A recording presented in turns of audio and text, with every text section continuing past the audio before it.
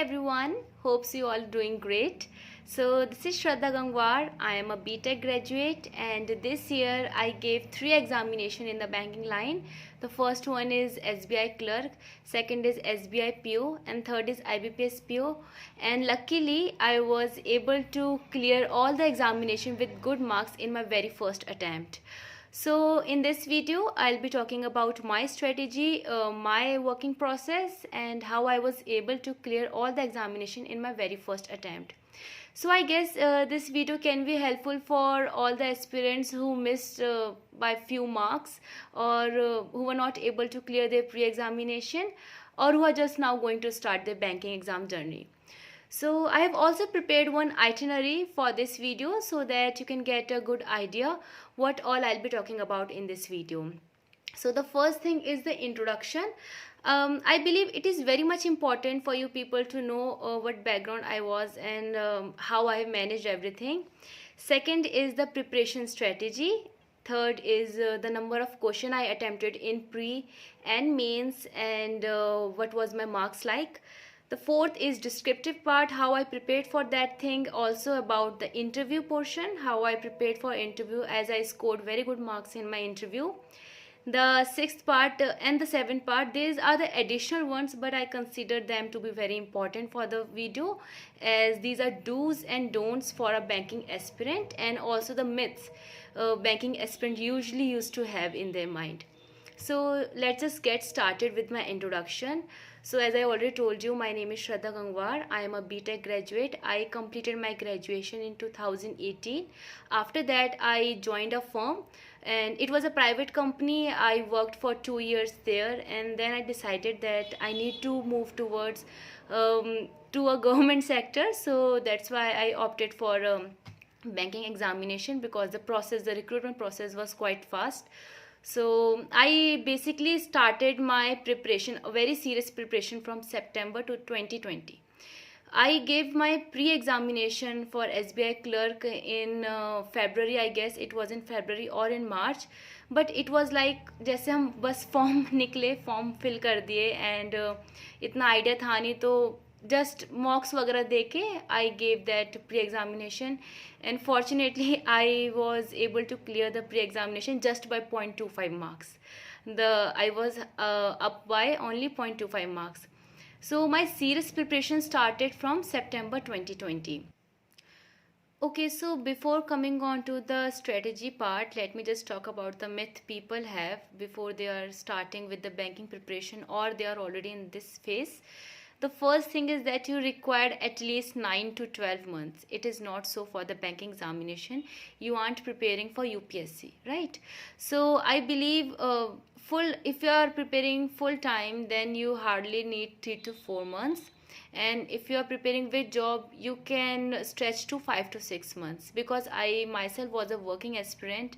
I used to have 11 to 12 hours of job, and apart from that I was preparing for banking examination. Still I managed to get good marks in my mains.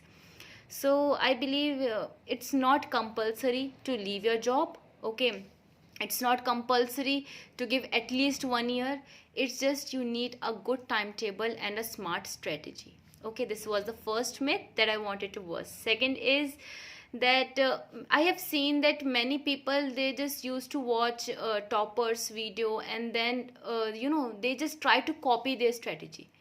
And they think that, okay, this thing worked for that person, then definitely it is going to work for me also. So every person is a different, right? And we as a human being cannot stay into a thing that is similar to other person. This is what I believe.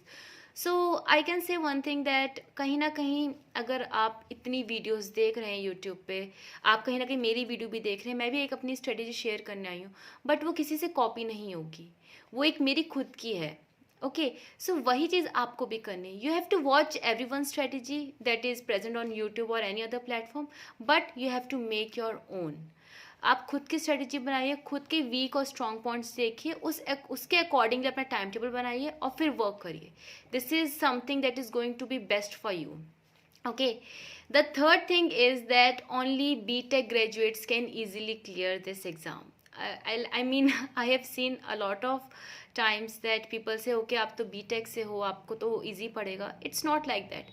B.Tech में we don't learn how to solve puzzles, or how to solve the quadratic equations in the most appropriate and fastest way. ये सब नहीं सिखाते B.Tech में. But कहीं ना कहीं अगर आप मैथ्स और नॉन मैथ्स की बात करें तो मैथ्स वालों के पास थोड़ा सा एज होता है, but it's not something impossible for a non math student. So a person who is graduate from any field, even from medical, can also clear this examination. It just you need a proper guidance and right strategy. Okay, and the fourth myth is this, that starting में we are not getting marks in the mocks, right? So कहीं ना कहीं ऐसा लगता है कि शायद हमसे होगा ही नहीं एग्ज़ाम में. If I talk about my self, मेरे मॉक्स में कभी अच्छे नंबर नहीं आए. मुझे एग्ज़ाम से एक दिन पहले तक लगता था कि I don't know if I will be able to clear this exam और नॉट, बिकॉज कहीं ना कहीं नर्वसनेस बहुत ज़्यादा हाई हो जाती थी, because I am not getting marks in the mocks. But mocks को खुद पे हावी नहीं होने देना. Mocks are just for practice.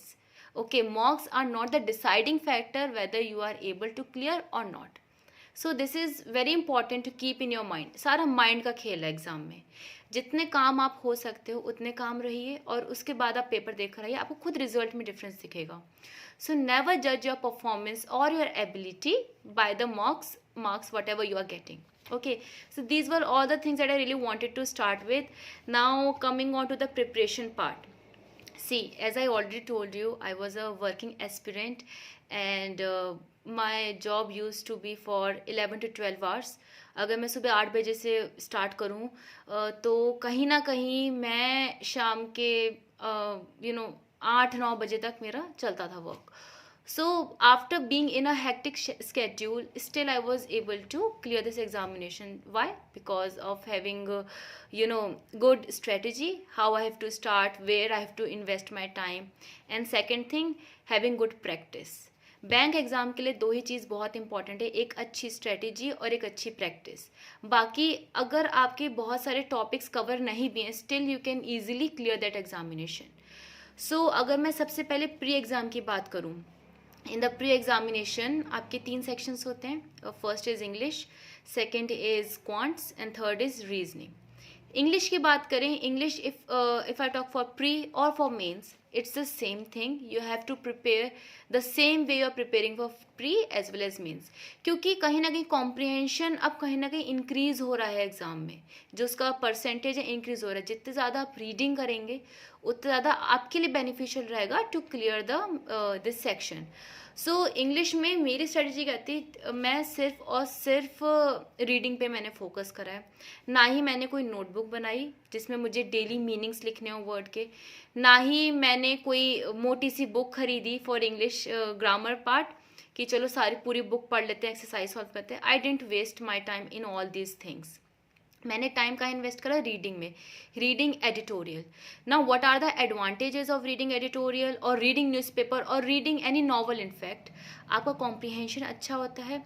कहीं ना कहीं वर्ड्स जो वोकेबलरी आपकी इन्हेंस होती है, क्योंकि कोई भी वर्ड आपको समझ नहीं आएगा, you will search for the meaning, and आगे कहीं ना कहीं वो वर्ड्स रिपीट होते हैं और फिर वो आपको याद होने लगता है. एडिटोरियल्स में ऐसा बहुत होता था कि वर्ड्स रिपीट होने लगते थे, क्योंकि ऑथर सेम है तो हर एक ऑथर, हर एक पर्सन की जो वोकेबलरी है एक लिमिटेड होगी. सो कहीं ना कहीं वो वही वर्ड्स काफ़ी बार यूज़ करेगा अगर उसी सेम ऑथर के आप एडिटोरियल्स पढ़ रहे हो. तो वही चीज़ हुई, मुझे काफ़ी वर्ड्स वहाँ से पता चले, इम्प्रूव हुई मेरी इंग्लिश. फिर उसके अलावा कॉम्प्रिहेंशन तो इंक्रीज़ होता ही है, डिस्क्रिप्टिव में बहुत हेल्प मिलती है, और करंट इश्यूज़ आप अपना ओपिनियन फॉर्म कर पाते. तो डिस्क्रिप्टिव में भी मुझे कहीं ना कहीं एडिटोरियल्स की बहुत ज़्यादा, मैं कह सकती हूँ कि इम्पोर्टेंस दिखी थी. सो ये तो इंग्लिश की बात हो गई. अब ये इंग्लिश उनके लिए इजी रहेगी जिनकी पहले से इंग्लिश थोड़ी कह सकते हैं एवरेज है. Now for those people who are from different backgrounds, like they are from Hindi board, और कोई अपने डिफरेंट लैंग्वेजेस से बिलोंग करते हैं जिनकी इंग्लिश था ही नहीं या फिर इंग्लिश मीडियम से नहीं पढ़े, उनके लिए मैं ये सजेस्ट करना चाहूँगी कि सबसे पहले तो रीडिंग की आप हैबिट डालिए. रीडिंग जितनी ज़्यादा आप अच्छी कर पाएंगे, जितनी ज़्यादा कर पाएंगे, in fact make a target of reading at least 4 to 5 editorials और गिव एटलीस्ट 1 hour डेली. उससे ज़्यादा आपको डिफरेंस दिखेगा। सेकंड थिंग इज़, मैं अभी भी मोटी सी कोई भी ग्रामर की बुक सजेस्ट नहीं करूँगी। I suggest search for any YouTube channel you want, and उसमें ग्रामर की सीरीज़ आपको जनरली हर एक बैंकिंग चैनल पे मिलेगी। वो ग्रामर की सीरीज़ देखिए, एटलीस्ट वो वहाँ पे आपका टाइम बचेगा। जितना बुक से पढ़ेंगे उससे बेटर आप किसी की वीडियो देख लीजिए और वहाँ टाइम बचेगा। इन इंग्लिश जो रूल्स रहते हैं ग्रामर के वो रिपीट होते हैं। इट्स नॉट लाइक कि कोई नया रूल आ जाएगा, और जो आपको यूट्यूब चैनल से मिलेंगे वही सब रूल्स आपको वहाँ पे एग्जाम में देखने को भी मिल जाते हैं। मैंने भी यही करा था, मैंने भी randomly English grammar rules search करा, जो भी मुझे वीडियोस दिखी, कोई भी प्लेलिस्ट दिखी, आई वॉच डैट। और कहीं ना कहीं मैंने मॉक्स काफ़ी ज़्यादा दिए थे, मैं सेक्शनल टेस्ट बहुत दिए थे, तो मुझे उससे एक अच्छा आइडिया मिल गया था। सो ये चीज़ आप कर सकते हैं if your English is totally zero. अगर इंग्लिश आपकी एवरेज है, just do the reading part. So ये तो इंग्लिश की बात हो गई। एंड वन मोर थिंग, हाँ यहाँ पे एक मिथ मैं और बोलना चाहूँगी। People start learning lot of words, they start writing down, make separate notebook. I don't think so it is necessary. Okay, it's, I consider it to be a time waste, because कहीं ना कहीं वो एक जो notebook हम शुरू करते हैं 3-4 महीने बाद वो किसी कोने में पड़ी होती है। So I won't suggest you to write it down any vocabulary word or any grammar rule. It's just कि as much as you can watch, वो ज़्यादा मुझे beneficial और better लगेगा, and this is what all I can suggest in English. Now coming on to the reasoning part. See, reasoning is more of a mind game. There are many people who think कि यार ये तो बहुत लंबी puzzle है, या फिर okay जो मेरा फेलो एस्पिरेंट है वो तो उसको 2 मिनट में कर लेता है, आई एम टेकिंग 4 मिनट्स। तो जितना ज़्यादा पैनिक हो गया ना, रीजनिंग उतनी ज़्यादा आपकी ख़राब होगी। तो ये चीज़ आपको सबसे पहले दिमाग में रख लेनी है कि रीजनिंग पोर्शन सबसे ईजी पोर्शन है, और उसमें पजल्स हैं। जितना मैं कामली पढ़ूंगी और करूंगी उस हिसाब से इजीली वो चीज़ होगी। तो वही दिमाग में मैंने रखा। स्टार्टिंग में when I started preparation for reasoning, तो कहीं ना कहीं जो रीजनिंग का सेक्शन था मेरा, वो मैं सबसे वीक बोलूँगी, बिकॉज अगर 35 क्वेश्चंस प्री में आ रहे हैं, I was hardly able to solve 2 puzzles only in that 20 minutes, वो भी प्री लेवल की, मेरे से नहीं होती थी। एंड जैसे कि मैंने पहले बोला कि मैंने सितंबर 2020 से सीरियस प्रिपरेशन स्टार्ट की, आई मीन टू से फॉर मेंस एग्जामिनेशन। प्री का जो SBI क्लर्क का पेपर था वो कहीं ना कहीं फरवरी में हो गया था, जनवरी में उसका नोटिफिकेशन आया था इफ़ आई रिमेंबर करेक्टली। तो जनवरी का जो पूरा मंथ था मैंने रूथलेसली मॉक्स दिए थे, because I was very much new for the banking examination. मैंने इससे पहले कोई बैंकिंग एग्जामिनेशन नहीं दिया था, ना ही मुझे आइडिया था। डेफिनेटली मेरा थोड़ा बेस था पहले, क्योंकि एप्टीट्यूड की तैयारी मैंने अपने कॉलेज टाइम में प्लेसमेंट वगैरह के लिए करी थी, सो थोड़ा सा बेस मेरा वहाँ पे था। तो मुझे एकदम से सब चीज़ें न्यू नहीं लगी थी, बट हाँ वो क्वेश्चंस इतनी स्पीड से करना ये सब मेरे लिए न्यू था, इसीलिए शायद मैं बहुत ही कट ऑफ से जस्ट 0.25 ऊपर थी। तो लेकिन जब सितंबर से मैंने शुरू करा तो मैंने एक प्रॉपर स्ट्रेटेजी बनाई थी, और रीजनिंग के लिए मैंने यही रखा था दिमाग में कि मुझे बहुत कामली पढ़ना है और फिर अटैम्प्ट करना है। सो सबसे पहली चीज़ क्या है, देखिए जब भी हम रीजनिंग की बात करें और उसमें पजल्स आए, मिसलिनियस एवरीवन कैन डू, उसके बहुत सारे शॉर्ट ट्रिक्स हैं और तरीके हैं, यूट्यूब पे मिल जाएंगे आपको, राजन सर के चैनल पे भी मिल जाएंगे। पूरी एक प्लेलिस्ट है वहाँ पे मिसलिनियस की, आप वो चेक कर सकते हैं। मैंने पूरी वो प्लेलिस्ट देखी थी, और सर का पेड कोर्स है, उसमें हर एक चीज़ बहुत तमीज़ से और तरीके से बताई गई है। तो जो जिन एस्पिरेंट्स को लगता है कि अच्छा मैं इधर टाइम वेस्ट नहीं करना, वो डायरेक्टली पेड कोर्स ले सकते हैं, और उसमें सब कुछ सिस्टमेटिकली आपको मिलेगा। आपको कहीं पे भी ना PDFs के लिए जाना पड़ेगा ना वीडियोस के लिए जाना पड़ेगा। सो मैंने जब रीजनिंग की बात करते हैं, तो प्री में मैंने क्या टारगेट करा कि मुझे पूरा सितंबर सिर्फ और सिर्फ प्री की पजल्स लगानी है, और टाइमर के साथ। मैंने अगर पहली पजल भी लगाई अपनी प्री की, तो मैंने टाइमर के साथ लगाई। Without timer I don't use to solve that puzzles part. और एक सेपरेट नोटबुक बनाई मैंने, एक टारगेट रखा था कि मुझे हर मंथ ये एक जो रफ नोटबुक्स आती इतनी थिक आती हैं, वो मुझे कंप्लीट करनी है, और हर पजल सॉल्व करने के बाद मैं साइड में टाइम लिखती थी। तो आप ग्रेजुअली देखेंगे कहीं ना कहीं आपका टाइम डिक्रीज होगा। स्टार्टिंग में मुझे 8 मिनट्स 9 मिनट्स प्री के पजल्स में लगे, एंड में आते आते वो 2 मिनट्स 1.5 मिनट इतना भी पहुंचा था, और ये वन मंथ में हुआ था। और मैं डेली 1 घंटा प्री की पजल्स को देती थी, उसमें मैं जितनी सॉल्व कर लूँ, एंड में मैं आराम से 10 पजल्स भी सॉल्व कर पा रही थी। तो यही चीज़ होती है जो आप इम्प्रूवमेंट देती हो, और जब आप अपनी नोटबुक में पीछे जाएंगे देखेंगे कि आपने 8-9 मिनट में करी और अब आप 3-4 मिनट में करें, तो वो एक मोटिवेशन होता है। So this is what I use to do. और फिर वैसे ही मैंने अक्टूबर से अपना मेंस का स्टार्ट करा था कि अब मुझे मेंस में आ जाना चाहिए, क्योंकि pre I am doing pretty good. So यही मैं सजेस्ट करूँगी कि बहुत सारी पीडीएफ्स हैं, बहुत सारा मटेरियल है, you don't have to messed up everything. आपको सिस्टमेटिकली चलना है। ऑलवेज ऑप्ट फॉर 2 सोर्सेज, सिर्फ एक पे भी रिलाई नहीं करना चाहिए, 2 सोर्सेज पे रिलाई करें। प्री की बहुत सारे सोर्सेज हैं, किसी को भी फॉलो कर लीजिए। मेंस के लिए मैंने सिर्फ राजन सर को फॉलो करा था, इसके अलावा मैं किसी की वीडियो नहीं देखती थी, बिकॉज जिस तरीके से सर अप्रोच करते थे क्वेश्चन को वो मुझे बहुत ही इम्प्रेसिव लगा था। और मैंने मेंस के लिए सिर्फ राजन सर का चैनल देखा था। प्री के लिए I use to watch a lot of channels, Oliveboard हो गया, अड्डा का चैनल हो गया, एंड एक अंकुश सर हैं उनका चैनल हो गया, इन सबको मैं देखती थी प्री के लिए। लेकिन मेंस के लिए आई रिलाइड टोटली अपॉन राजन सर, और उन्हीं के तरीका और जिस तरीके से वो अप्रोच करते थे और जो वेराइटी लाते थे पजल्स में, वो सब मुझे कहीं ना कहीं मेंस में दिखा कि वो मुझे बेनिफिशियल रहा। फिर देखिए, ये सब तो हमने बात कर ली प्री की, और कहीं ना कहीं थोड़ा पजल्स की बात कर ली। अब अगर मैं बात करूँ क्रिटिकल रीजनिंग, जो कि आपके मेंस में आती है रीजनिंग सेक्शन में, उसके लिए मैंने एक तो देखिए जीमेट फॉरम है एक, उस पर काफ़ी सारे क्रिटिकल रीजनिंग के क्वेश्चंस आते हैं, मैंने एक थोड़े बहुत वहाँ से करे थे। जीमेट फॉरम आप सर्च करेंगे गूगल पे, आपको वहाँ पे क्रिटिकल रीजनिंग का सेक्शन मिल जाएगा जीमेट फॉरम में। उसके अलावा एक बुक थी, that was I guess Sujeet, I am not able to recall the name, मैं वो डिस्क्रिप्टिव में डलवा दूंगी आपसे डिस्क्रिप्शन में। वो आई थिंक सुजीत कुमार थी शायद, और उसमें वो पूरी क्रिटिकल रीजनिंग की बुक थी। मैंने नियरली 50 to 60% वो कंप्लीट करी थी, तो मुझे बहुत हेल्प मिली थी। और एंड में राजन सर काफ़ी सारे सेशंस लेते थे सीआर पे, तो मुझे वो चीज़ बहुत बेनिफिशियल लगी थी, क्योंकि मैंने वो सारे सेशंस अटैम्प्ट करे थे, वो सारे क्वेश्चंस अटैम्प्ट करे थे, और एग्ज़ाम में मेरा जो सीआर था मैंने एक भी क्वेश्चन नहीं छोड़ा था। तो मेंस में मैं वो पूरा कर आई थी। अभी आगे वीडियो में आपको अटैम्प्ट से बताऊंगी। सो ये पूरी हमारी रीजनिंग की बात हो गई। सो सोर्सेज बहुत हैं, बट खुद को लिमिटेड रख के और 2 ही सोर्सेज को फॉलो करना है। फिर अब आते हैं मैथ्स पे, क्वांट्स। प्री में अगेन मेरे कॉन्सेप्ट्स बहुत क्लीन थे। क्वांट्स में मैं ये नहीं कहूँगी कि मैंने सब कुछ स्क्रैच से सीखा, क्योंकि मैंने पहले भी एप्टीट्यूड की तैयारी करी थी कॉलेज टाइम में। सो मेरे बेसिक्स क्लियर थे कहीं ना कहीं।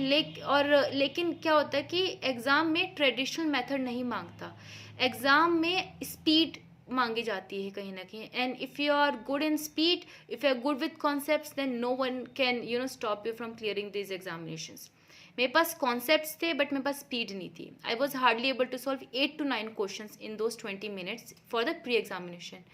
सो अगेन प्री के लिए I started searching on the YouTube, different channels देखे, मैंने राजन सर की प्लेलिस्ट कंप्लीट करी। उसके बाद अड्डा पे सुमित सर हैं, उनकी प्लेलिस्ट मैंने कंप्लीट करी, टू गेट एन आइडिया कि कैसे हम शॉर्ट में कर सकते हैं। तो वहाँ पे मुझे इम्पोर्टेंस नज़र आई कैलकुलेशन की, कि मेरी कैलकुलेशन बहुत स्ट्रांग है। अगर अभी भी मेरे से कोई 12 into 15 पहले पूछता तो मैं लिटरली करके देखती, लेकिन अब मुझे 12 into 15 याद है, मुझे 19 into 12 याद है। सो ऐसे ना मैंने 30 तक के पूरे जो मल्टीपल्स होते वो मैंने याद कर लिए थे। फिर मैंने क्यूब्स याद कर लिए थे 30 तक के, और 50 तक के मैंने स्क्वायर्स याद कर लिए थे। सो ये सब चीज़ें बहुत आपको हैंडी होनी चाहिए। 30 तक टेबल्स तो आपको याद होनी चाहिए, टिप्स पे याद होनी चाहिए आपको। तो वो सब चीज़ें मैंने काफ़ी इस पर मैंने मेहनत करी थी वक्त, और उसका रिजल्ट मुझे प्री में दिखा था। जितनी अच्छी स्पीड होगी उतना टाइम आप बचा पाओगे प्री में, एंड वही टाइम आप कहीं ना कहीं जो वर्ड प्रॉब्लम्स आते हैं जहाँ पे मोस्टली बच्चे अटकते हैं वहाँ दे पाओगे। हमेशा इन चीज़ों पे वर्क ज़्यादा करें। कैलकुलेशन पार्ट आपका बिल्कुल टॉप नॉच होना चाहिए for if you are giving the banking examination. ये सब मैंने करा था। अब अगर मैं वर्ड प्रॉब्लम्स की बात करूँ या DI की बात करूँ, बहुत सारे चैनल्स हैं जैसे मैंने आपको बताया, सब देखिए, जो अच्छा लगे उसमें से 2 सेलेक्ट करके अपने साइड में रख लीजिए और उनको रेगुलरली रिलीजियसली फॉलो करें। मैंने भी सेम ये चीज़ करी थी। मैंने एक जो अड्डा के सुमित सर हैं, मैंने उनकी प्लेलिस्ट देखी थी प्री के लिए, I am talking about pre only, और मैंने राजन सर का देखा था चैनल। ये सब देखने के बाद मैंने रुथलेसली मैंने मॉक्स दिए हैं, एक दिन में 2 मॉक्स। फिर मैंने प्रैक्टिस बंद कर दी थी, फिर मैं सिर्फ मॉक्स दे रही थी। जैसे ही मुझे पता चला कि अब मेरा 5 जनवरी को SBI PO का एग्जामिनेशन है प्री का, मैंने दिसंबर में 20 दिसंबर से मैंने अपनी मेंस की प्रिपरेशन बंद कर दी, और उसके बाद मैंने सिर्फ और सिर्फ दिन में जितना मेरे पास टाइम बचता था, क्योंकि जॉब के साथ थोड़ा टफ हो रहा था मैनेज करना, जितना टाइम बचता था 1-1 घंटे के फटाफट 3 मॉक, 2 मॉक या 4 मॉक्स, संडे है तो मैं 6 मॉक तो एटलीस्ट देती थी। सो ये चीज़ मैंने करी ताकि मेरी स्पीड अच्छी बन जाए। ये चीज़ करना बहुत ज़रूरी है। और एग्ज़ाम से पहले काफ़ी लोग कहते हैं कि अरे मॉक्स मत दो, रिलैक्स करो, बट मैंने एग्ज़ाम से पहले भी मॉक दिया था। इनफैक्ट मेरा 1 बजे था पेपर SBI PO का, जाने से पहले भी मैंने एक मॉक दिया था just to get warm up. मुझे ये चीज़ पता थी कि एकदम से फ्रेशली वहाँ पे जाऊँगी तो मे भी कुछ इम्पैक्ट करे, लेकिन अगर मैं थोड़ी प्रैक्टिस करके जा रही हूँ या फिर उस फॉर्म में आ गई हूँ क्वेश्चन सॉल्व करने के, तो मुझे थोड़ा कंफर्टेबल फील होता था। तो मैंने मॉक्स एग्ज़ाम से पहले भी एक मॉक लगा के मैं गई थी। उससे क्या होता है, एक वार्म अप हो जाता है आपका कि अच्छा आपने सॉल्व करे क्वेश्चंस, कुछ रीडिंग कर ली। मैंने ये चीज़ मैं करके गई थी, तो वो बेनिफिशियल रही थी। प्री में मैंने टोटल अटैम्प्ट जो थे मेरे 87 थे, एंड मैंने लिख रखे हैं 87 मेरे अटैम्प्ट्स थे। इंग्लिश में मैंने 30 अटैम्प्ट्स करे थे। रीजनिंग में मेरे जो अटैम्प्ट्स थे दैट वर 32। और अगर मैं बात करूँ मेंस की, ठीक है, तो मेंस में मैं बता देती हूँ, इंग्लिश में आउट ऑफ 35 मैंने 33 अटैम्प्ट्स करे थे। रीजनिंग में आउट ऑफ 45 मैंने 22 अटैम्प्ट्स करे थे। और क्वांट्स में आउट ऑफ 35 मैंने 25 अटैम्प्ट्स करे थे। तो टोटल 80 मेरे इन 3 के थे। जीके सेक्शंस मेरा थोड़ा सा, मैं कहूँगी कि थोड़ा सा ख़राब हुआ था, because I was not fully prepared GK में। जीके में I hardly attempted 14 to 15 questions, और उसमें से भी when I cross checked after my examination 4 से 5 गलत थे। मैं कहूँगी कहीं ना कहीं जो मेरी नैया डूबने से बची है वो 3 सेक्शन इंग्लिश, रीजनिंग और क्वांट्स की वजह से ही थी। अगर ये सब हम बात मतलब इसको साइड रखते हैं और मेन हम ज़रा मुद्दे पे आते हैं, मेंस की प्रिपरेशन पे, तो वो आई थिंक काफ़ी एस्पिरेंट्स सोच रहे होंगे कि कैसे प्रिपेयर करा था। देखिए, जैसे शुरू से बता रही हूँ, इंग्लिश के लिए मैंने सिर्फ और सिर्फ रीडिंग पर रिलाई करा था। रीडिंग के अलावा मैं सेक्शनल्स काफ़ी देती थी। मैंने अपनी प्रिपरेशन टेस्ट ओरिएंटेड रखा। मैंने अपनी प्रिपरेशन बुक्स और यूट्यूब वीडियोस इन सब ओरिएंटेड नहीं रखा। ये मैं सिर्फ रेफरेंस के लिए एक आदत देख लेती थी। मेन मुझे था जितना मैं टेस्ट दूंगी उतना मेरे लिए बेनिफिशियल होगा। मुझे याद भी नहीं है कि मैंने कितने सारे सेक्शनल्स और कौन कौन से साइट से जहाँ फ्री मिल सकते दिए थे, क्योंकि मैंने 2 ही मॉक्स खरीदे थे, प्रैक्टिस मॉक और ऑलिव बोर्ड, ये 2 करे थे। इसके अलावा राजन सर का जो फेसबुक पेज है उस पर रेगुलर सेशंस होते थे, वो सारे मैं रेगुलरली अटैम्प्ट करती थी। उसके अलावा जो भी मुझे फ्री मिल जाते थे, जैसे अगर आप देखेंगे ऑलिव बोर्ड में डेली का एक सेक्शनल आता है छोटा सा 15 मिनट का, तो वो तीनों सेक्शंस मैं सुबह अटैम्प्ट कर लेती थी जॉब से पहले अपने, कि वो एक बार मेरा वार्म अप हो जाए मॉर्निंग में। भले वो प्री लेवल हो, मेंस लेवल, लेकिन मेंस में भी कहीं ना कहीं स्पीड चाहिए थोड़ी सी। अगर आप बहुत स्लो हो जाएंगे तो अटैम्प्ट क्वेश्चन ही नहीं देख पाएंगे। ये सब चीज़ें करती थी। तो इंग्लिश का तो मेरा टोटली रीडिंग पे रिलाइड था, उसके अलावा मैंने कुछ भी नहीं करा है। अगर मैं रीजनिंग की बात करूँ, रीजनिंग का मैंने मेंस की पजल शुरू कर दी थी after I gave that SBI clerk paper. SBI clerk का पेपर बिल्कुल 10 दिन ही मिले थे मुश्किल से, तो 10 दिन में जितना हो सकता था मैंने तैयारी करी और दिया था। और उसमें भी I got very decent marks. I was able to score 103 point something marks in SBI clerk.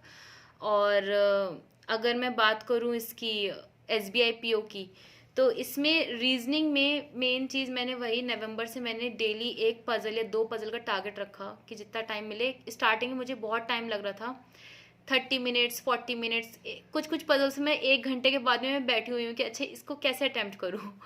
Somewhere I feel this can happen with anyone, right. Starting में if you are not good in puzzles or if you are very new to mains level puzzles, तो आप अटकोगे। लेकिन आपको सिर्फ practice करनी है। Have patience and do practice. I have seen many aspirants on Facebook also. मेरे Facebook पे काफ़ी फ्रेंड्स बने थे, and I use to talk to them and they use to say कि अरे हमसे पजल्स नहीं हो रही, how you are solving those puzzles, क्योंकि डाउट्स बहुत आते थे तो हम लोग कहीं ना कहीं सॉल्व करते थे। And I always use to put time in the comment section कि मुझे इतना टाइम लगा, और मैं दूसरों से भी बोलती थी कि कितना टाइम लगा, एटलीस्ट शेयर करो ताकि I can get to know कि सबको इस पजल में कितना टाइम लग रहा है। अगर किसी को कम टाइम लगता था तो मैं टारगेट रखती थी नेक्स्ट पजल के लिए कि मुझे इसको इतने टाइम में करना है। आई गेट टू नो कि मेंस की पजल भी बहुत सारे बच्चे 6 से 7 मिनट में ईजिली बना रहे थे, and I was taking someway 15 to 16 minutes. तो वो कहीं ना कहीं मैंने टाइम टू टाइम वर्क करा उसके ऊपर, और स्टार्टिंग का जो 15 मिनट था मेरा एंड में 6 मिनट 7 मिनट्स पे आया मेंस के पजल। और you have to be very selective. Mains के लिए सबसे इंपॉर्टेंट चीज़ दिमाग में रखनी, have to be very selective. वो पूरा पेपर आपको सॉल्व नहीं करना, आपको स्मार्टली क्वेश्चंस पिक करने हैं और मैक्सिमम आपको फैच करने हैं मार्क्स। सो वही चीज़ मैंने करी थी। मैंने मेंस में सिर्फ और सिर्फ एक पजल सॉल्व करी थी, if I remember, yes. Mains में मैंने एक पजल सॉल्व करी थी, बाकी मैंने सिलॉग्स अटैम्प्ट करे, ऑड और इवन जो क्वेश्चंस थे वो अटैम्प्ट करे। क्रिटिकल रीजनिंग मैं पूरी अटैम्प्ट करके आई थी वहाँ पे, और कोडिंग और इनपुट आउटपुट। तो मैंने मिसलिनियस पोर्शन पहले उठाया था, पूरा मैंने सॉल्व करा, मैंने पजल्स भी पूरी सॉल्व कर दी। एंड मेरे पास 2 से 3 मिनट बचे थे, जिसमें जो मैं बाकी पजल्स देख रही थी मुझे पता था बहुत लेंथी हैं, 2 से 3 मिनट में नहीं होने वाले। सो मेंस में मैं फिर आराम से बैठ गई थी इतने क्वेश्चंस करके, 22 क्वेश्चन करके रीजनिंग में, बिकॉज आई वॉज सेटिस्फाइड कि 22 एक अच्छा नंबर है रीजनिंग में। क्योंकि जब मैं मॉक्स देती थी I was hardly able to do 15 to 16 questions.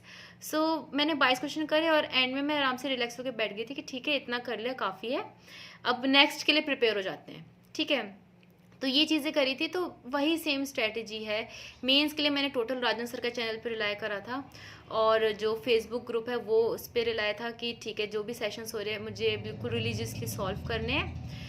और बुक एक्स्ट्रा मैंने कोई प्रिफर नहीं करी, पूरी प्रिपरेशन में मैंने कोई भी एक्स्ट्रा बुक प्रिफर नहीं करी, except that I think Sujeet Verma जो क्रिटिकल रीजनिंग की बुक थी, उसके अलावा मैंने कोई भी और बुक प्रिफर नहीं करी। बिकॉज मुझे थोड़ा सा लगता था कि मेरे पास टाइम की कमी है, और मेरे पास इतना टाइम नहीं है कि मैं बुक से भी करूँ, फिर मॉक्स दूँ, टेस्ट दूँ, वीडियोज़ देखूँ। मैंने सिर्फ थोड़ा बहुत वीडियोज़ देखा और टोटली टेस्ट पे मैंने फोकस करा।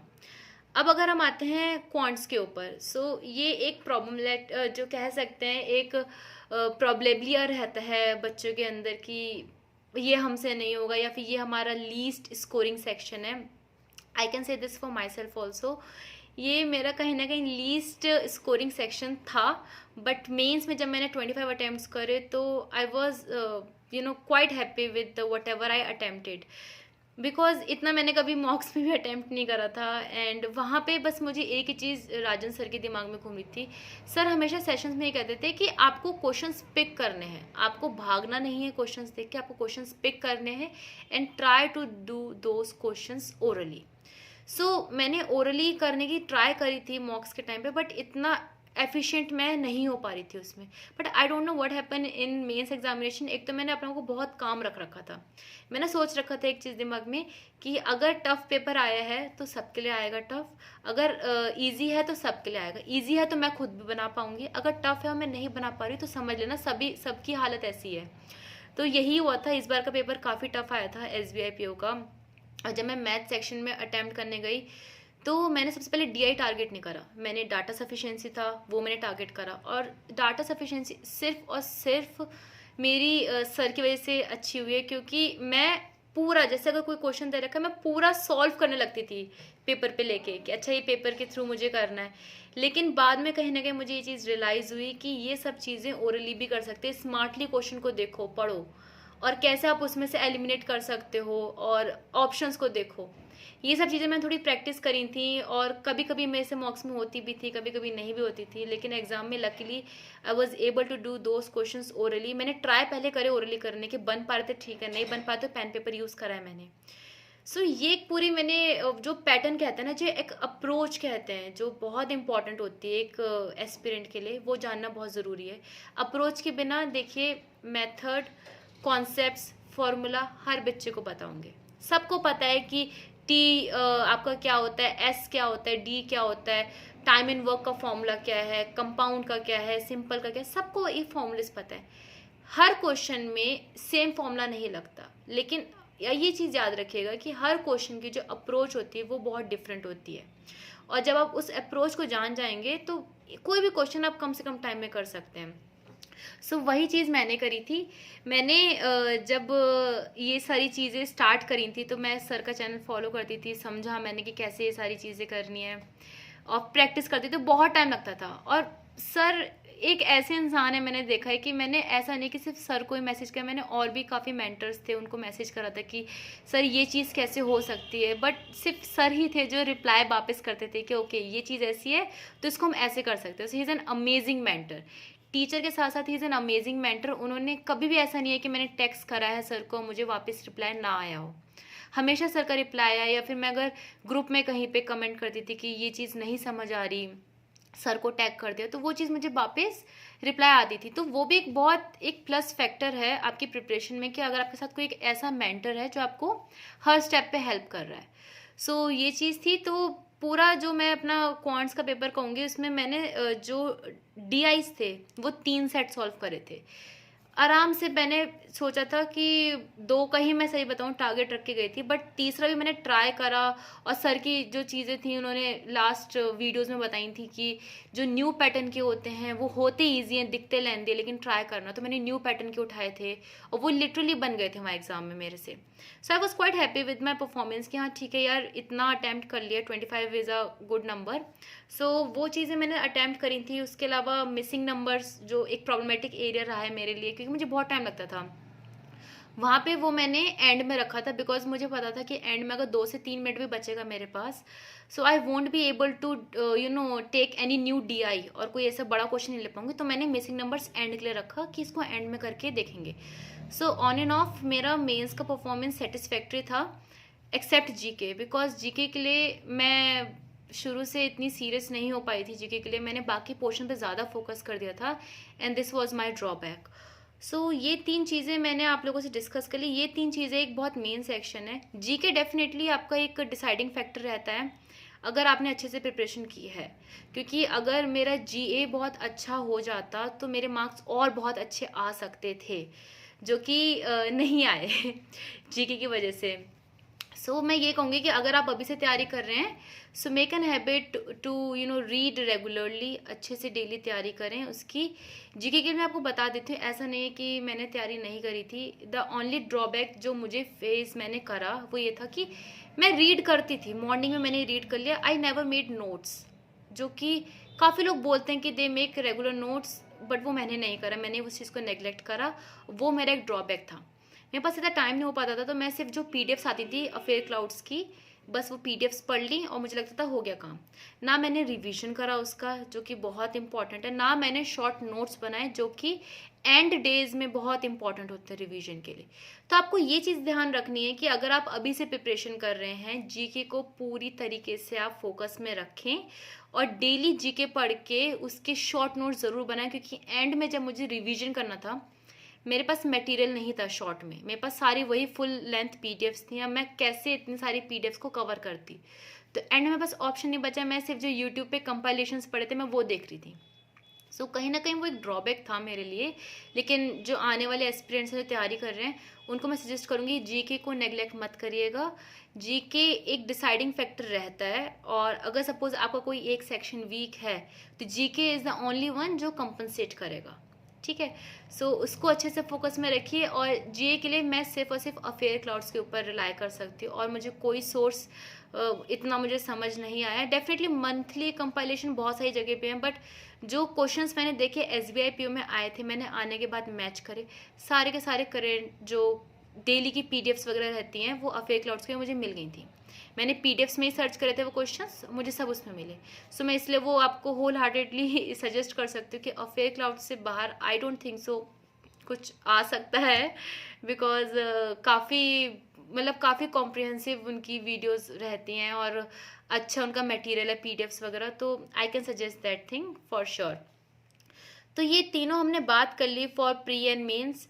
देखिए एंड में ना मैं एक ही चीज़ कहना चाहूँगी कि आप भले सपोज आप राजन सर का चैनल नहीं देखते, या फिर आप सपोज अड्डा के स्टूडेंट हैं या ऑलिव बोर्ड के, या फिर किसी भी और कोचिंग के स्टूडेंट हैं, मेन चीज़ आपको ध्यान रखना है कि सिर्फ और सिर्फ आपकी स्पीड जो है वो आपका एक डिसाइडिंग फैक्टर बनेगा। जितना हो सके जल्दी करिए। जैसे राजन सर कहते थे कि there are so many question जिसमें हम पेन और पेपर यूज़ करते हैं, बट रिक्वायरमेंट नहीं है, ओरली देखो, ऑप्शन से करके देखो, वो हो जाएंगे। So these were the things जो मैंने इस पूरी जर्नी में सीखा, और वही चीज़ थी जिसने मुझे हेल्प करा क्लियर करने में एग्जामिनेशन। क्योंकि कहीं ना कहीं देखा जाए तो मेरे IBPS PO में काफ़ी अच्छे मार्क्स थे। IBPS PO में I was able to get 130.25, and उसमें मेन जो था, जब मैंने SBI PO का एग्जामिनेशन दे दिया था उसके बाद मैंने रियलाइज़ करा था GK की इम्पोर्टेंस। फिर जीके जितना हो सकता था जो दिन बचे थे मैंने रूथलेसली जीके पढ़ा था मैंने, और कुछ नहीं करा था उस टाइम पे। And I was able to attempt 36 questions out of 40 in IBPS PO। सो ये एक बहुत डिसाइडिंग फैक्टर रहता है, उसकी वजह से मेरे मार्क्स बहुत बढ़ गए। तो एक डिसाइडिंग फैक्टर रहता है, जीके को नेग्लेक्ट नहीं करना, like I do, this was something I suggest to everyone. और ये 3 चीज़ें आप अच्छे से अगर कवर करेंगे, सिस्टमेटिकली करेंगे तो बहुत ईजिली हो जाएगा। अब ज़रा मैं टाइम टेबल की बात कर लेती हूँ। It is also one of the very important thing that an aspirant should know and how you need to make. अगर आप वर्किंग एस्पिरेंट है, so what I used to do, like I was a working aspirant, I use to study for 2 hours in the morning. Job पे जाने से पहले 2 घंटे अपना सुबह पढ़ लिया। उसमें या तो मैं जीके की पीडीएफ्स वगैरह पढ़ लेती थी, या फिर मेरे एडिटोरियल्स हो गए वो पढ़ लिया, और जो डेली के क्विजेज आते थे ऑलिव बोर्ड पे और प्रैक्टिस मॉक पे, मैं वो अटैम्प्ट कर लेती थी। जितने भी मेरे से बन सके मैंने वो बना लिए। 2-2.5 घंटा मेरा मॉर्निंग का रहता था। आफ्टर माई जॉब मैं ट्राई करती थी एटलीस्ट मैं 3 से 4 घंटा तो निकाल लूँ। मैं मिनिमम 3 आवर्स तो निकालने की सोचती थी। उसमें I use to solve word problems, DIs। Word problems fix थे मेरे, कि मुझे 10 to 15 सॉल्व करने ही करने, वो भी न्यू टाइप के। ऐसा नहीं था कि एक ही टॉपिक के मैंने 10-15 क्वेश्चन सॉल्व करे, नहीं, मैं एक टॉपिक का 4 से 5 क्वेश्चन सॉल्व करे टू गेट एन आइडिया कि कॉन्सेप्ट क्या है, एप्लीकेशन क्या है। वो समझने के बाद मैं दूसरे टॉपिक पे या फिर दूसरे टाइप पे जाती थी। मैं एक ही उसके, मैंने देखा काफ़ी बच्चे करते पूरी पूरी बुक सॉल्व करते हैं, उसकी रिक्वायरमेंट नहीं है। आपको कॉन्सेप्ट समझ आना चाहिए, आपको उसकी एप्लीकेशन समझ आनी चाहिए। अगर वो 2 चीज़ें समझ आ गई तो उस एप्लीकेशन को टेस्ट में लगाएं, मॉक्स में लगाएं, ताकि टाइम बेस में आपको पता चला कि परफॉर्मेंस कैसी है। तो वही चीज़ मैं करती थी। उसके बाद वो सब चीज़ें करने के बाद जो टाइम बचता था उसमें मैं या तो प्री लेवल का जो मेरा 1 आवर फिक्स था, मुझे प्री लेवल की अपनी जो भी पजल्स हैं वो सॉल्व करनी है। उसके अलावा हाफ एन आवर में मिसलिनियस में देखती थी कि मिसलिनियस की कोई क्विज मुझे मिल गई तो मिसलिनियस की क्विज मैंने सॉल्व कर ली। अगर मुझे लगा कि मिसलिनियस की क्विज मैं अच्छे से सॉल्व नहीं कर पाई, मुझे टाइम लगा, तो मैं वो टॉपिक सर्च करके देखती थी कि इसका शॉर्ट तरीका क्या है, इसको कैसे कर सकते हैं। और सब चीज़ें जो मेरी टेबल थी उसके सामने एक बोर्ड था, मैं चिपकाती आती थी कि अच्छा अगर अल्फ़ाबेट है और अल्फ़ाबेटिकल न्यूमेरिकल सीरीज कुछ भी आ रहा है तो उस सीरीज़ का अपोजिट क्या बनता है, उसका कोई पैटर्न है वो लिख लिया मैंने। टेबल्स एक साइड में मेरे सारे पेज थे कि चलते फिरते मेरी नज़र जाए और मुझे याद हो जाए चीज़ें या फिर रिवाइज हो जाए। ये चीज़ें करना बहुत ज़रूरी होता है, बिकॉज हर वक्त हम सारे नोट्स लेके नहीं घूम सकते। जो मेरी अलमीरा थी, अलमीरा पे भी मैंने अपनी टेबल्स की चार्ट्स लगा दिए थे, ताकि जब भी मैं सपोज रेडी होने जा रही हूँ तो एक बार नज़र पड़ गई तो थोड़ा बहुत टेबल्स याद हो गए। तो ये चीज़ें थोड़ा बहुत मुझे लगता है करना ज़रूरी भी होता है, ताकि आपको कहीं भी नज़र जाए तो कुछ प्रोडक्टिव ही दिखे आपको। तो ये चीज़ तो होगी टाइम टेबल की फॉर अ वर्किंग एस्पिरेंट। अब अगर मैं नॉन वर्किंग की बात करूँ, जो फुल टाइम प्रिपरेशन कर रहे हैं, उनके लिए तो मैं सजेस्ट करूँगी 8 घंटे काफ़ी होते हैं, उससे ऊपर पढ़ने की ज़रूरत नहीं है। 8 घंटे को आप ऐसे डिवाइड करिए, जो आपका मैक्सिमम टाइम जाना चाहिए वो वीक एरिया पे जाना चाहिए। अब वो मैथ्स है या रीजनिंग है वो आप खुद जानते होंगे, डिसाइड कर सकते हैं। उसके अलावा 1 घंटा आपको रीडिंग पे देना है, और 1 घंटा आपको जो रीडिंग कॉम्प्रिहेंशंस होते हैं वो सॉल्व करने हैं। ठीक है, ट्राई करिए कि वो सॉल्व करे ताकि उसको आप और स्ट्रॉन्ग बना सके। I don't use to have so much of time, तो मैं हार्डली दिन में 1 आवर से कभी भी अपना जॉब के बीच में टाइम मिला 1 या 2, मैक्स टू मैक्स 2, उससे ऊपर नहीं सॉल्व कर पाती थी, टाइम इतना नहीं मिल पाता था। लेकिन आप लोग कर सकते हैं, आप लोग प्रॉपरली 1 घंटा रीडिंग पे दीजिए, 1 घंटा RC सॉल्व करने पे दीजिए। उसके अलावा जो भी कह सकते हैं पजल्स का पार्ट हो गया, अगर वो वीक है उसमें आराम से आप 2 घंटा फिक्स करिए। हर एक पोर्शन के लिए आप टाइम फिक्स करिए कि इतने घंटे करना, और टाइमर हमेशा रखें हर चीज़ के लिए। टाइमर, मेरी पूरी प्रिपरेशन टाइमर पे हुई है। सुबह में मॉर्निंग में टाइमर लगा के मैं रीडिंग कर रही हूँ, पजल्स रीडिंग कर रही हूँ, पजल्स अगर मैं सॉल्व कर रही हूँ तो भी मैं टाइमर लगा के, अगर मैं मैथ्स में कोई क्वेश्चन सॉल्व कर रही हूँ तो टाइमर लगा के, और हर एक का टाइम में लिखती थी कि आज मुझे कितना टाइम लगा, ताकि मैं ट्रैक कर सकूँ अपना इम्प्रूवमेंट कितनी हो रही है। तो ये चीज़ें करना बहुत ज़रूरी है। तो मैं नॉन वर्किंग के लिए 8 घंटे ही सजेस्ट करूँगी, उससे ऊपर मत जाइए। I have seen many people who are preparing for 12 hours 11 hours. It's not a UPSC preparation. 8 घंटे में मैं बहुत कह रही हूँ, आप आराम से मतलब 6 घंटे भी देंगे ना प्रोडक्टिव, बहुत होंगे बैंकिंग एग्जामिनेशन के लिए। ये तो बात हो गई अब टाइम टेबल की, प्रिपरेशन की। सो ये सब चीज़ें तो हमने बात कर ली। अब ज़रा डिस्क्रिप्टिव पे आ जाते हैं। देखिए डिस्क्रिप्टिव पे क्या करना है, जो मैं आपको बताऊंगी कि जो तैयारी रही है इसकी मेरी, वो इतनी अच्छी नहीं थी, क्योंकि अगेन मेरे पास इतना टाइम नहीं बन पाया था। तो जो मैं एडिटोरियल्स पढ़ती थी, मैं उसी को मैंने कुछ ना कुछ ट्राई करा डिस्क्रिप्टिव में, कि मैं रन अराउंड कर सकूं और उसको फिगर आउट कर लूँ कि कहाँ पे क्या चीज़ डाल सकते हैं। 2-4 कोट्स याद कर लिए थे। राजन सर ने एक पीडीएफ प्रोवाइड करी थी हर एक टॉपिक टाइप में कि आप कैसे कोट्स डाल सकते हैं, उसमें से मैंने कोट्स याद कर लिए थे, वो कोट्स मैंने लिख दिए थे। कहीं ना कहीं ओवरऑल मेरा डिस्क्रिप्टिव में ऐसे सेक्शन बहुत डिसेंट रहा था। टॉपिक्स बहुत ईजी आते हैं, बहुत टफ नहीं आते, हमेशा करंट का एक टॉपिक रहेगा ही रहेगा, और वो आप अगर पहले से प्रिपेयर करके जाएंगे तो बहुत ईजी पड़ जाता है। जैसे मेरा था एक जो मैंने अटेम्प्ट करा था, जो ऑनलाइन कल्चर है वर्क फ्रॉम होम का, तो उसके ऊपर था, वो मुझे पता था कि कहीं ना कहीं आ सकता, तो मैंने प्रिपेयर कर रखा था इसको। तो ये चीज़ मैंने प्रिपेयर कर रखी थी, तो मुझे वहाँ पे थोड़ा हैंडी लगा सब लिखना वगैरह। अगर आपकी टाइपिंग स्पीड बहुत ही ख़राब है तो पहले से इसको थोड़ी प्रिपरेशन करें, तैयारी करें, क्योंकि वहाँ पे कीबोर्ड्स बहुत ही अब्रप्ट मिलते हैं, काफ़ी बार कीज़ बहुत प्रेस भी नहीं होंगी ईजिली, तो इस चीज़ की थोड़ी तैयारी करके जाएं। रही बात लेटर की, मैंने ब्लंडर कमिट करा था एसबीआई पीओ में।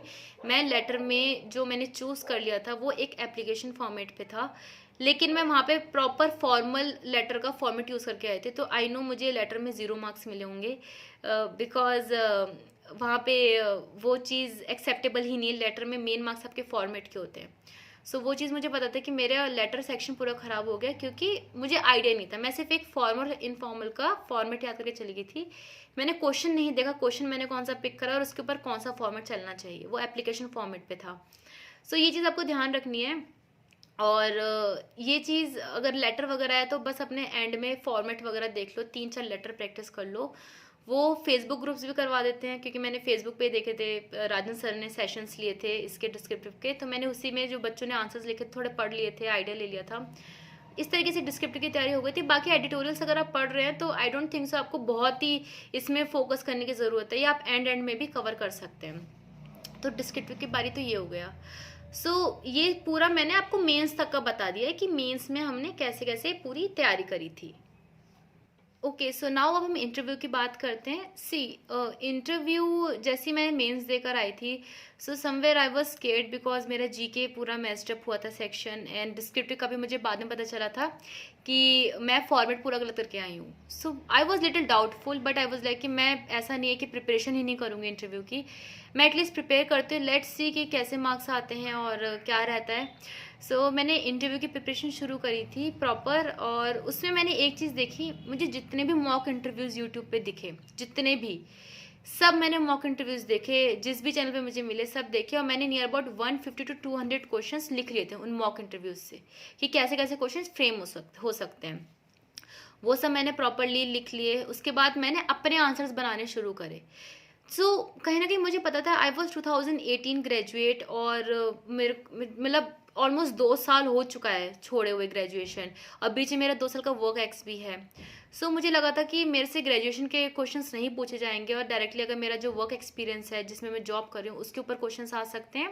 तो मैंने उसको अच्छे से प्रिपेयर करा, rather than studying my graduation subjects, उस पर मैंने इतना फोकस ही नहीं करा। उसके बाद जितने मैंने 150 to 200 क्वेश्चंस बनाए थे, तो वो भी मैंने अच्छे से प्रिपेयर करे, और वो प्रॉपरली, मतलब जितनी मैंने मेंस में अगर मेहनत की तो उसकी डबल मैंने इंटरव्यू में मेहनत की, बिकॉज आई नो कि अगर क्यूमुलेटिव मार्क्स देखे जाएँ तो इंटरव्यू में अगर अच्छे मार्क्स हुए तो काफ़ी हद तक चीज़ें बच सकती हैं, बैलेंस आउट हो सकती हैं। ये चीज़ें मेरे दिमाग में थी मेरे, और मैंने उसी हिसाब से चीज़ें शुरू करी। तो मैंने वही 150-200 क्वेश्चंस बनाए। I started preparing the answer, and then उसकी थोड़ी सी मैंने मिरर प्रैक्टिस करी, बिकॉज समवेयर आई फील कि मेरी पर्सनैलिटी जैसी है, और अगर सपोज मैं सामने किसी को डिलीवर कर रही हूँ आंसर, मे बी मेरी बॉडी लैंग्वेज तब सही ना हो। मैंने मिरर प्रैक्टिस बहुत ज़्यादा करी थी। डेली मैं शाम को आफ्टर माई जॉब मैं अपने क्वेश्चंस लेके बैठ जाती थी, खुद ही दिमाग में सोचती थी कि ओके ये क्वेश्चन पूछा जा रहा है, फिर मैं उसका आंसर देती थी। और मैंने मिरर भी कुछ थ्री मिरर्स लगाए थे। एक मेरा फ्रंट में था मिरर, एक मैं दो खरीद के लाई थी, एक मेरे साइड में 2 रखे हुए थे, ताकि मैं देख सकूँ अपनी आईज से कि मेरे एक्सप्रेशंस कैसे आ रहे हैं, मेरी बॉडी लैंग्वेज कैसी आ रही है। ये चीज़ मुझे कहीं ना कहीं बहुत बेनिफिशियल लगी, जिसकी वजह से I was able to score 48 out of 50 marks, and I consider them to a decent score in interview. मेरा इंटरव्यू बहुत लंबा नहीं था, आई वोंट से कि वो 10-15 मिनट चला था, it was hardly for 6 to 7 minutes. लेकिन 6 to 7 मिनट्स में काफ़ी एक अच्छा इंटरव्यू मैं बोलूँगी, काफ़ी अच्छे लेवल के क्वेश्चंस मुझसे पूछे थे। मेरे से ये जनरल क्वेश्चन नहीं पूछे कि why banking, why SBI, why banking after engineering and all that. कोई भी मुझसे बैंकिंग अवेयरनेस का क्वेश्चन नहीं पूछा गया।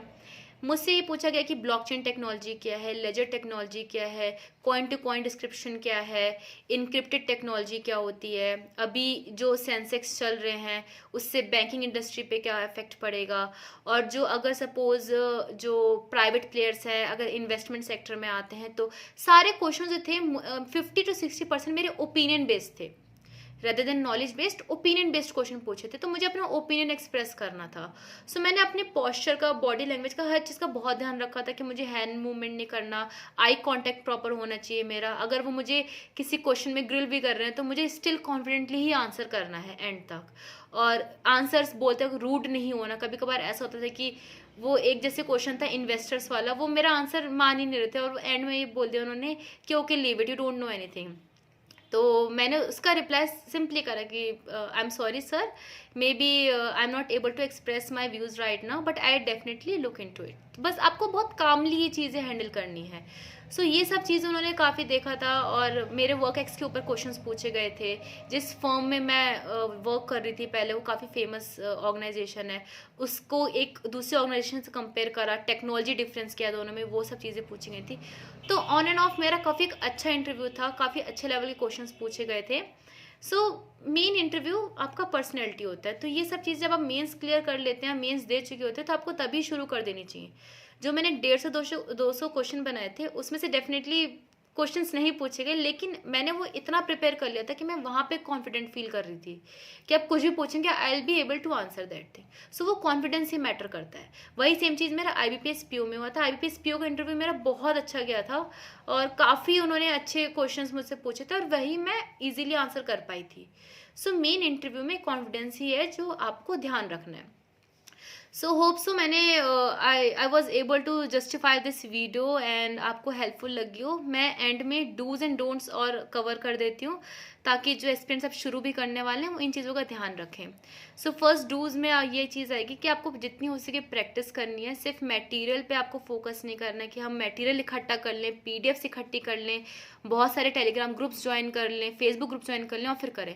मैंने अपनी जो प्रिपरेशन है बहुत सेलेक्टिव रखी और लिमिटेड रखी, तभी मैं उन रिसोर्सेज जो मुझे उस लिमिटेड चीज़ों में मिलती थी मैं यूटिलाइज कर पा रही थी। तो अपने आप को भी लिमिटेड रखें, बहुत एक्सपेंड करने की ज़रूरत नहीं है।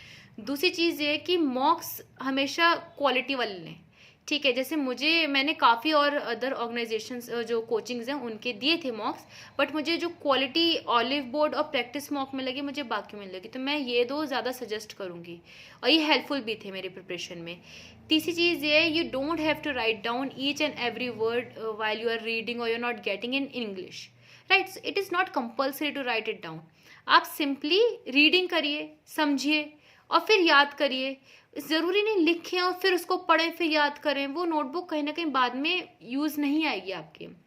तो मेरा ये मानना है कि जितना हो सके रीडिंग पे ज़्यादा फोकस करें rather than writing those words.